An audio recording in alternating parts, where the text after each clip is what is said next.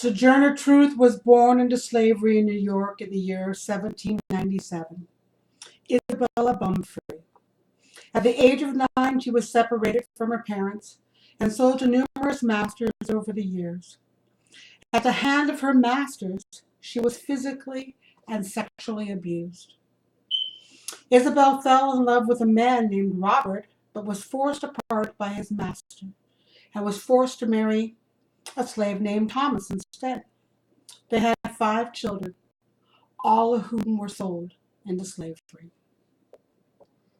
Sojourner walked away from her final master in 1826, a year before New York would emancipate her. With her, she took her son Peter, whom 2 years later she would sue and successfully receive the return of from his enslavement in Alabama.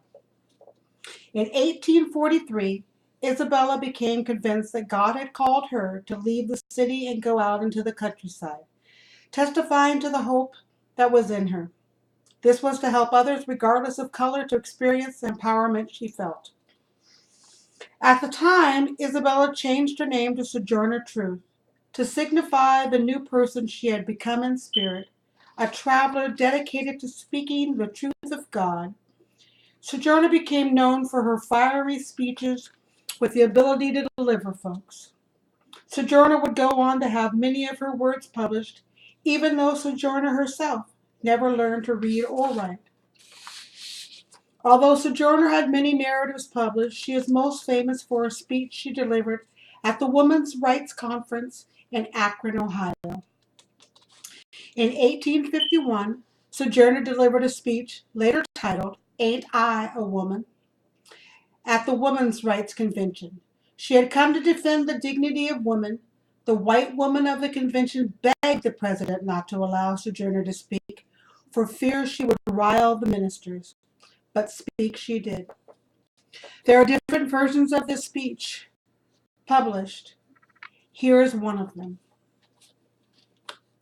"Well, children, where there is so much racket, there must be something out there killed you.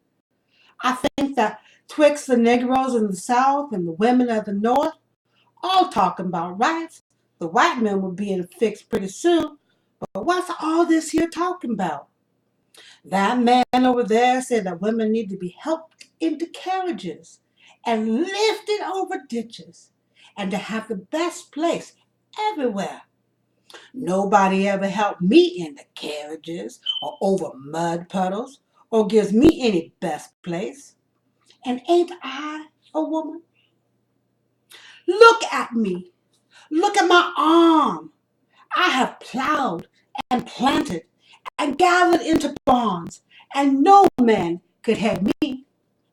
And ain't I a woman?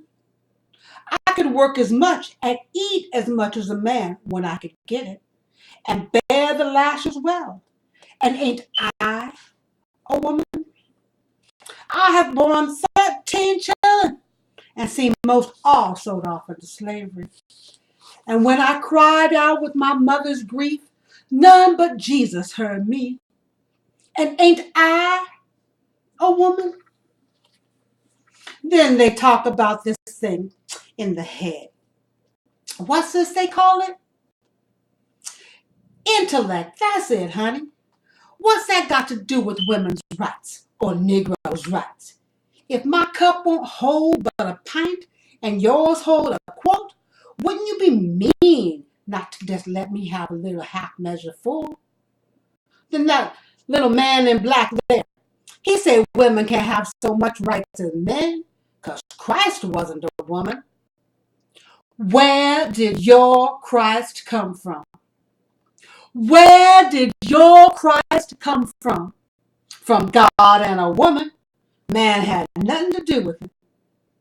If the first woman God ever made was strong enough to turn the world upside down all alone, these women together ought to be able to turn it back and get it right side up again. And now they're asking to do it. The men better let them.